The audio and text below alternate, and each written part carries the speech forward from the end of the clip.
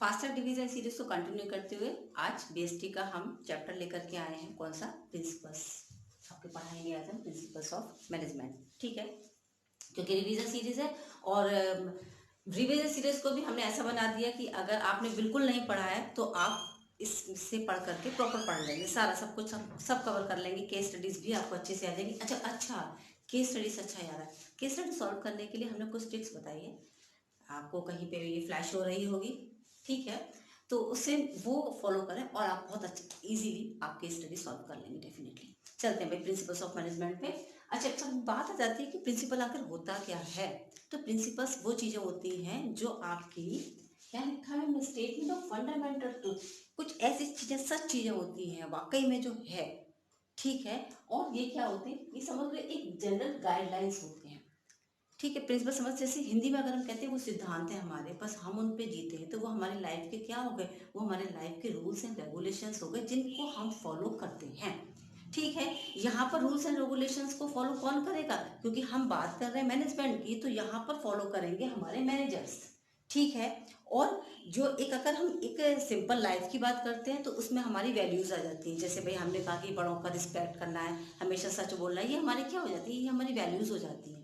ठीक है, नाम उनको हम प्रिंसिपल का दे सकते हैं, राइट। यहाँ पर हम किसकी बात करेंगे, यहाँ पर हम बात करेंगे मैनेजमेंट के प्रिंसिपल की। ठीक है, तो वो कौन फॉलो करता है, वो फॉलो करते हैं हमारे मैनेजर्स। इसका मतलब वो जनरल गाइडलाइंस हैं।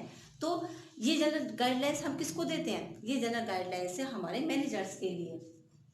ठीक है, स्टेटमेंट ऑफ फंडामेंटल ट्रूथ, ये गाइडलाइंस है, इसी को हम क्या कहते हैं, प्रिंसिपल्स कहते हैं। बनते कैसे हैं ये प्रिंसिपल्स, कौन बनाता है ये, तो ये ऑब्जर्वेशन और एक्सपीरियंस से ही, एक्सपेरिमेंट और एक्सपीरियंस से ही बन जाते हैं। ऑब्जर्वेशन किया, हमने देखा कि अगर हमने इस प्रॉब्लम को इस तरीके से हमने सॉल्व किया तो ये प्रॉब्लम इस तरीके से सॉल्व हो सकती है। हमने एक टूल बना दिया उसका कि अगर ऐसा हो जाए तो आप ये कर लीजिए, बन गया हमारा प्रिंसिपल। ठीक है ना। अच्छा, तो ये साइंटिफिक प्रिंसिपल भी होते हैं और मैनेजमेंट के भी होते हैं। डिफरेंसेस भी हैं भाई दोनों में। एक मैनेजमेंट का है, साइंस का। मैनेजमेंट के प्रिंसिपल मैनेजर्स के लिए होते हैं, तो साइंस वाले प्रिंसिपल साइंटिस्ट के लिए होंगे, ऑब्वियस बात है। मैनेजमेंट के प्रिंसिपल फ्लेक्सिबल होते हैं क्योंकि हम अकॉर्डिंग टू टाइम इसमें हम चेंजेस कर सकते हैं आराम से, है ना। डायनेमिक होते हैं, पढ़ाया है मैंने इससे पहले वाले में भी। लेकिन साइंस के प्रिंसिपल पूरी तरीके से रिजर्व होते हैं, इसमें चेंजेस हम नहीं करेंगे। ये काफ़ी क्रिएटिव होते हैं क्योंकि हमें प्रेजेंटेबल होना चाहिए ना भाई। साइंस में प्रेजेंटेबल कुछ नहीं, स्टैटिक जो है जैसा है वैसा ही रहेगा। ठीक है, वो लोग उसमें क्रिएटिविटी नहीं दिखाते कि ये इतना खूबसूरत लगना चाहिए, जबकि हमारा, कि हम मैनेजमेंट में क्या पढ़ते हैं भाई, हमारी तो क्रिएटिविटी होनी चाहिए, सुंदर खूबसूरती भी आनी चाहिए, राइट। चलते हैं आगे। एक टेक्निक्स भी पढ़ेंगे आप, मैनेजमेंट टेक्निक्स। और ये तो मैनेजमेंट टेक्निक्स क्या होती है, ये टेक्निक्स होती है मेथड, यानी कि प्रोसीजर किसी भी काम को करने के। ठीक है, बात आ जाती है आगे, फिर और आगे चलते हैं कि जो ये मैनेजमेंट के प्रिंसिपल्स हैं भाई, इनका नेचर क्या है, फीचर्स क्या है, कैरेक्टरिस्टिक्स क्या है, कैसे होते हैं ये। ठीक है, तो आ जाते हैं। एक तो ये परमिसिव होता है, यूनिवर्सल, हर जगह एप्लीकेबल, किसी भी सेक्टर के अंदर, किसी भी लेवल पर, छोटा हो बड़ा हो एनजीओ, कहीं पर भी ये एप्लीकेबल होते ही होते हैं प्रिंसिपल्स ऑफ मैनेजमेंट। और क्या है, जनरल गाइडलाइंस होते क्या है, गाइडलाइंस, ये तो रूल्स एंड रेगुलेशन ही तो बता रहे हैं हम कि किस तरीके से हम ये काम करेंगे तो हम इतनी प्रॉब्लम को ओवरकम कर सकते हैं। फ्लेक्सिबिलिटी होती है, according to time it can change. Contingent होते हैं, ठीक है, कंटीजेंट होते हैं, हमेशा रहते हैं, हर एक परिस्थिति में आपके साथ में होंगे। इवोल्यूशनरी है ना, समय के हिसाब से इसमें चेंजेस हुए हैं। इवोल्यूशन आया था, पढ़ा है आपने साइंस में, इवोल्यूशन आया था, तो जैसे जैसे टाइम बढ़ा हमने इसके अंदर क्या किया, हमने इसमें चेंजेस किए, ऐसे ही इसमें भी चेंजेस हो जाते हैं। और क्या आएगा, बिहेवियर होता है कि मैनेजमेंट प्रिंसिपल किसके लिए है, हमारे एम्प्लॉयज़ के लिए, हमारे मैनेजर्स के। उनका बिहेवियर कैसा होगा, कैसा कर सकते हैं, कितना चेंजेस करेंगे जिससे कि हमारे जो भी मैनेजमेंट है, जो भी हम वर्क कर रहे हैं उसमें और ज़्यादा ग्रोथ हो सके। और क्या है, कॉज एंड इफेक्ट के बेसिस पर ही ये तय किए जाते हैं। कोई भी प्रिंसिपल बना है तो उसके पीछे कोई ना कोई कॉज होगा और उस कॉज का क्या इफेक्ट पड़ेगा, उसके अकॉर्डिंग ये प्रिंसिपल बनाए हैं। Principle means general guidelines, right. आगे चलते हैं, फाइन, क्या इंपॉर्टेंस है भाई इनकी। तो इंपॉर्टेंस क्यों है, क्योंकि गाइडलाइंस फॉर मैनेजर के लिए गाइडलाइन है कि उनको क्या करना चाहिए और क्या नहीं करना चाहिए। ठीक है, जिससे कि क्या होगा भाई, एनवायरनमेंट की, अगर एनवायरनमेंट आपको, जो आपका ऑर्गेनाइजेशन है उसकी ग्रोथ चाहिए, तो ये काम तो उनको करने ही करने होंगे। और क्या है, ऑप्टिमम यूटिलाइजेशन ऑफ रिसोर्सेज का अच्छे से अच्छा यूज कर सकते हैं, वेस्टेज नहीं होनी चाहिए, लो कॉस्ट में बना दें। ठीक है, कम वेस्टेज, जितना कम हो सके उतना कम हम वेस्टेज रखेंगे। और क्या है, साइंटिफिक डिसीजन लेंगे। साइंटिफिक डिसीजन मतलब develop logic cause and effect. आप साइंटिफिक डिसीजन लें, डेवलपमेंट करें, किसी की चीज़ के पीछे का रीज़न देखें, ठीक है, रीज़न क्या है, उसके बाद उसके में हमको डिसीजन देना है। और क्या जाता है, इफेक्टिव एडमिनिस्ट्रेशन। तो इफेक्टिव एडमिनिस्ट्रेशन मतलब हेल्प टॉप लेवल, यहाँ पे टॉप लेवल में को हेल्प मिल जाती है कि वो सारे, क्योंकि टॉप लेवल वाला ही सबको मैनेज करता है। तो टॉप लेवल अगर हमारा अच्छा है, इफेक्टिव एडमिनिस्ट्रेशन है, अगर उनके प्रिंसिपल्स अच्छे हैं, उन्होंने प्रिंसिपल्स को अप्लाई किया हुआ है, तो वो ऑब्वियस बात है कि सारे ही सारे पूरे फर्म को, पूरे ऑर्गेनाइजेशन को साथ मिल करके चल सकते हैं। Now next, fulfilling social responsibility. हमारी जो सोशल रिस्पॉन्सिबिलिटी है उनको भी फुलफिल करना, ये हमारे किसका काम होगा, ये हमारे प्रिंसिपल्स हमको सिखा देते हैं। और मैनेजमेंट ट्रेनिंग एजुकेशनल रिसर्च, जितने भी ये क्या बताते हैं कि आप ट्रेनिंग दें अपने एम्प्लॉयज़ को, समय समय पर उनको एजुकेट करें, है ना, किसके हिसाब से, अगर नया कोई टेक्निक्स आई है तो उनको नहीं आता तो उनको ठीक है ना, उनको सिखाएं, उनको साथ रह करके आगे बढ़ें। ये हमारे मैनेजमेंट हमको सिखाते हैं, इसलिए इसकी इतनी इम्पोर्टेंस है। आई थिंक आपको क्लियर हो गए होंगे। इससे रिलेटेड कोई भी केस स्टडी आएगी तो आप उसको यहाँ पर सॉल्व कर सकते हैं। आगे चलते हैं, अब हम पढ़ाएंगे आपको Fayol's principles of management.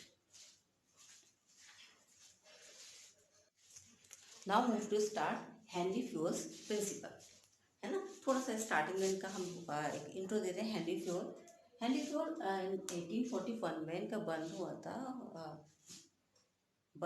Sorry, France में, राइट। अच्छा, छोड़ देते सब कुछ। देखो, इन्होंने एक कोल फैक्ट्री में ही एज ए मैनेजिंग डायरेक्टर उसमें जॉब करते थे, लेकिन वो एक इंसॉल्वेंट हो गई थी वो फर्म, और फिर उन्होंने उसके लिए जो वर्क किया, उसके बाद जब ये रिटायर हुए थे तो वो कोल कंपनी एक काफ़ी डोमिनेंट कंपनी बन चुकी थी।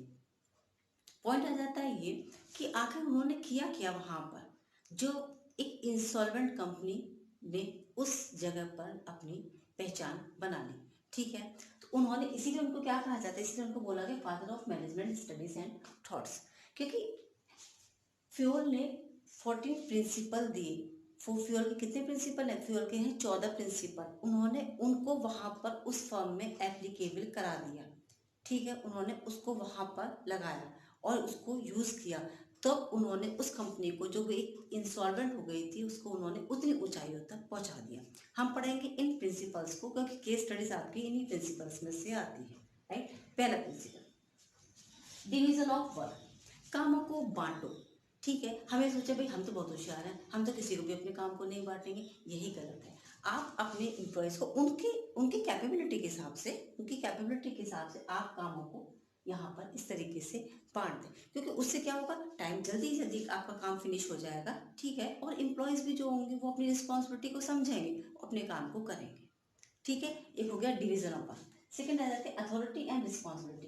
देखो, अथॉरिटी और रिस्पॉन्सिबिलिटी दो चीज़ होती है। अथॉरिटी माने अधिकार देना, रिस्पॉन्सिबिलिटी मीन्स क्या हो जाता है, आपकी वो जिम्मेदारियाँ। ये दोनों चीज़ें बैलेंस्ड होनी चाहिए, किसी को भी ज़्यादा अथॉरिटी मत दो, किसी को भी ज़्यादा रिस्पॉन्सिबिलिटी मत दो जो वो काम कर ना पाए। तो ये should be balanced, authority and responsibility should be balanced, आप बराबर बराबर का दीजिए, ठीक है, इनमें बैलेंस करिए, राइट। और क्या कहते थे, डिसिप्लिन। ये डिसिप्लिन वो नहीं जो आपके स्कूल में फॉलो किया जाता है, वो तो एक सिंपल सा कोड ऑफ कंडक्ट, या जो कोड ऑफ कंडक्ट है फर्म के, वो आपको फॉलो करना है। इसके अलावा good superior at all level, सारे लेवल पर सुपीरियर जो होना चाहिए, जो सुपरवाइज करे चीज़ों को, वो अच्छा होना चाहिए। टॉप लेवल हो चाहे मिडिल लेवल हो, चाहे भले ही वो सुपरवाइजरी लेवल हो, तीनों लेवल पे सुपीरियर उनको देखें, आप उनको काम क्या हो रहा है।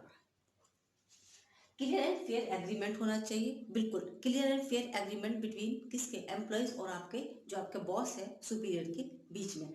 आपका एग्रीमेंट हो वो एकदम फेयर हो, जो लिखा हुआ है आपके कॉन्ट्रैक्ट में वो एकदम क्लियर होना चाहिए कि क्या है ना। और क्या है, जुडिशियस एप्लीकेशन ऑफ पेनल्टीज, अगर पेनल्टी की रिक्वायरमेंट है तो वो जुडिशियस हो, ऐसा ना हो कि किसी के साथ हम क्या हो जाए, अनजस्ट हो जाए, ठीक है। इसे हम क्या कहते हैं, डिसिप्लिन, ये प्रिंसिपल है। और आ जाते हैं यूनिटी ऑफ कमांड, एक और आ जाता है यूनिटी ऑफ कमांड, जो ऑर्डर आएंगे वो उनमें यूनिटी होनी चाहिए। ऐसा नहीं कि जो हमारा जो बॉस है उसने हमें कुछ और कह दिया, दूसरा है उसने हमें और कुछ कह दिया, तीसरा है उसने हमें और कुछ कह दिया, अब हम तो कंफ्यूज हो गए ना कि हम इसकी सुने, किसकी सुने, किसकी सुने, ठीक है। तो कमांड यानी कि जो भी ऑर्डर आ रहा होगा उसमें क्या होना चाहिए, वो एक यूनाइटेड होना चाहिए, जो उसमें यूनिटी होनी चाहिए। अगर दो पर्सन ए है, बी है, एक ही दो सी ने इसको भी वही वाली बात बताई, सी ने इसको भी वही वाली बात बताई, ठीक है। अलग अलग लोगों से ना लोग, अदरवाइज वो लोग कंफ्यूज हो जाएंगे कि क्या हो और यहाँ पर क्या हो, कॉन्फ्लिक्ट होना स्टार्ट हो जाएगा। चलते आगे, unit of direction. Command, command क्या होगा, कमांड तो ऑर्डर है जो ऊपर से हमारे पास आ रहा है, ठीक है। डायरेक्शन होता है कि हमको वो काम अब हमें करना है, तो डायरेक्शन माने कि काम करने का जो तरीका है वो बिल्कुल सेम होना चाहिए, बिल्कुल सेम। यहाँ से अगर काम आ रहा है एकदम सेम तरीके से काम आएगा, ऐसा नहीं आप हमने एक ही सेम चीज़ों को बनाना है, हमने एक दूसरा मेथड बता दिया आपको, दूसरा है उसने आपको दूसरा मेथड बता दिया, और एक और आया उसने आपको एक और मेथड बता दिया। आप डायरेक्शन आप वहाँ पर भटक जाएंगे, हमारे एम्प्लॉयज़ वहाँ पर भटक जाएंगे, उनको पता नहीं क्या करना होगा। यूनिटी ऑफ डायरेक्शन, डायरेक्ट करने का जो आपका जो मैनेजिंग डायरेक्टर है वो कैसा होना चाहिए, उसमें वो आपको डायरेक्ट करे उसमें वो कैसा होना चाहिए, सेम होना चाहिए, वो चेंज ना हो। चलते ना, subordination of individual interest to the general interest, ये आ जाता है एक और। देखो भाई, इंडिविजुअल इंटरेस्ट से हम किस में काम करेंगे, जनरल इंटरेस्ट में। हम फर्म में काम कर रहे हैं अपने पर्सनल के लिए नहीं, ठीक है, सबके लिए कर रहे हैं। अगर ये जरूर होना चाहिए, अदरवाइज हम सब अपने अपने लिए काम करने लगेंगे तो फर्म को छोड़ देंगे ना पूरी तरीके से, ऐसा ना हो बिल्कुल भी, ठीक है। हम मिलजुल कर काम करेंगे, क्लियर। चलते हैं आगे, रेमुनरेशन ऑफ पर्सन्स, काम करने के बदले में आप उसको क्या देंगे, आप उसको देंगे सैलरी, सैलरी भी इतनी जो बेस के अकॉर्डिंग होगी, और इतना दे दें जिससे कि वो अपनी लिवलीहुड को प्रॉपर तरीके से कवर अप कर सके, ठीक है। रेमुनरेशन देना जरूरी है, इसी से तो एम्प्लॉयज़ का मॉरल बूस्ट होता है और वो काम करेगा हमारे यहाँ। सेंट्रलाइजेशन है डिसेंट्रलाइजेशन, सेंट्रलाइजेशन मान क्या होता है, किसी एक चीज़ को एक ही जगह पर बंद कर देना, और डिसेंट्रलाइजेशन उसी चीज़ को बिखेर देना, ठीक है। दोनों ही चीज़ें जरूरी होती हैं, दोनों ही चीज़ें जरूरी होती हैं। सेंट्रलाइजेशन, देखो भाई, कुछ की डिसीजंस होते हैं जो टॉप लेवल लोगों के हाथ में होते हैं, तो उनका सेंट्रलाइज होना जरूरी होता है, ठीक है। बाकी क्या हो जाता है, बाकी अपने रेगुलर हो जाते हैं, तो रेगुलर है जैसे रूटीन वर्क में रहते हैं, तो उनका डिसेंट्रलाइजेशन करते हैं आप अपने किसके साथ, अपने सबऑर्डिनेट के साथ, ठीक है। कुछ पावर है, कुछ भी उनको अथॉरिटीज़ है, रिस्पॉन्सिबिलिटीज है, आप उनको ट्रांसफर कर सकते हैं, दैट इज कॉल्ड डिसेंट्रलाइजेशन। लेकिन सेंट्रलाइजेशन में आप बहुत सारे ऐसे डिसीजंस होते हैं जो आप उनको नहीं बताएंगे, वो सेंट्रलाइजेशन कहलाता है। तो दोनों ही चीज़ें जरूरी हैं। Principle of scalar chain, scalar chain क्या होती है, देखो बना के बताऊँ। स्केलर चेन होती है इस तरीके से बनी हुई होती है, जैसे ये है, ये नीचे से चलते हैं, जैसे हम ये बना देते हैं छोटा सा, ये है अभी, ये अपना डिसीजन इसको देगा, ये इसको, ये इसको, ये इसको, ये डायरेक्टली इसके पास नहीं जाएगा, समझ गए, है ना। ये डायरेक्टली इसके पास नहीं जाएगा, इससे क्या होता है, एक सिस्टम बना रहता है ऑर्डर को पास करने का, ठीक है। या फिर हमने अपनी कोई बात को पहुंचानी है तो हम इससे कह देंगे कि ये इससे कह देगा, ये इससे और ये इससे, सब कुछ सिस्टम में बना रहेगा, ठीक है। सेम अगर होते हैं, सेम डिपार्टमेंट के लोग होते हैं, तो वो आपस में एक दूसरे के साथ कम्युनिकेट कर सकते हैं, that is called gangplank, gangplank. इसे क्या कहते हैं, स्केलर चेन कहते हैं। इसमें सिस्टम बना रहता है किसी भी ऑर्गेनाइजेशन के अंदर, ठीक है, मैसेज को ट्रांसफर करने का। आ जाते हैं principle of order. Order means आपकी जितनी भी जो चीज़ें हैं, जो भी आपके पास सामान है, should be in systematic order, system में रहना चाहिए, जिससे क्या टाइम वेस्ट नहीं होता। जब हम बनाने के लिए बैठे हैं या हमने कोई प्रोडक्शन करना है, फिर हम वो आ रहा है, मशीनरी आ रही है, मशीनरी अपनी जगह से नहीं, शुड बी सिस्टमेटिक, ठीक है। मतलब राइट चीज, जितनी भी चीज़ें उनको सही अपनी जगह पर आप प्लेस करके रखेंगे, ओके। आगे चलते हैं, प्रिंसिपल ऑफ इक्विटी। इक्विटी मतलब आप समझ रहे होंगे कि यहाँ पे बैलेंस होना चाहिए सब कुछ, ना किसी को ज़्यादा ना किसी को कम, ठीक है। हम जस्ट रहेंगे अपने एम्प्लॉयज़ के साथ पूरी तरीके से, और रहेंगे stability of the tenure of personal, बहुत अच्छे समझ रहे होंगे आप। उनका जो टेन्योर है वो आप उसमें स्टेबिलिटी रखिए, ये नहीं कि आप डेली ले रहे हैं एम्प्लॉयज़ को, फिर निकाल देते हैं उनको बाहर, चाहे जब निकाल देते हैं अपने एम्प्लॉयज़ के बाहर, तो उनको हमेशा ये डर रहेगा कि अगर वो इतनी सी भी कहीं गलती करते हैं तो उनको निकाले जाने का एक डर है, तो प्रेशर में वो काम नहीं करेंगे अच्छा, ठीक है। उनको इस प्रेशर से बाहर निकालिए और उनके टेन्योर में एक स्टेबिलिटी लेकर के आइए, जिससे जैसे ही वो स्टेबिलिटी आना शुरू होगी वो अपने काम में मन लगाना स्टार्ट कर दें, क्योंकि वो प्रेशर खत्म हो जाता है, उनको पता है कि हाँ हमको यहाँ काम करना है, अगर हम काम करेंगे तो वो हमको रखेंगे यहाँ पर, राइट। इनिशिएट, इनिशिएटिव मीन्स क्या होता है कि आप अपने एम्प्लॉयज़ को इनिशिएट यानी कि मौका दें, चांस दें उनको काम करने का। अगर मीटिंग में है तो आप उनसे उनके व्यूज़ को ले सकते हैं, ठीक है, हो सकता है उनका जो व्यूज़ है या उनका ओपिनियन आपके बहुत काम का हो, और इससे क्या होगा, इससे दो चीज़ें आपको फ़ायदे होंगे। क्या होगा, आपके आपके जो आपके एम्प्लॉयज़ हैं वो मोटिवेट होंगे, उनको लगेगा कि नहीं, उनको आपको उनकी ज़रूरत है। ठीक है, तो खुद इनिशिएट करेंगे, खुद भी बताने की कोशिश करेंगे। वो जिस आप ऑर्गेनाइजेशन में काम करते हैं वो इस ऐसे काम करेंगे जैसे वो उनका अपना खुद का हो। ठीक है, और चलते हैं और आ जाते हैं लास्ट इनका aspect D cops. Aspect D cops मतलब टीम वर्क। तो हम यहाँ आई नहीं, वी, एक टीम स्पिरिट आप अपने उसमें दें और टीम स्पिरिट जैसा ही काम करें, जो डेफिनेटली आपकी जो फर्म है वो ग्रो करेगी। तो फ्योर ने इन प्रिंसिपल्स को अपनी फर्म में फॉलो किया और अपनी फर्म को बहुत ऊंचाइयों तक पहुंचा दिया। बात करेंगे अब हम टेलर्स के प्रिंसिपल की, जो साइंटिफिक थे पूरी तरीके से। नाउ स्टार्ट करते हैं एफ डब्ल्यू टेलर से। एफ डब्ल्यू टेलर, इनका भी बोर्न हुआ था 1856 में यूएसए में। इन्होंने हमको बताया साइंटिफिक प्रिंसिपल के बारे में। साइंटिफिक प्रिंसिपल मतलब ये कैसे हम भी अलग हो गए टेलर के प्रिंसिपल्स और इससे पहले हमने फ्योल के प्रिंसिपल से। देखो ये है scientific principle. Scientific principle, principles वही हैं लेकिन यहाँ पर उनको हम साइंटिफिक तरीके से यूज करते हैं। ठीक है, जैसे एक सीधे हम प्रिंसिपल पर चलते हैं, आपको अपने आप समझ में आ जाएंगे।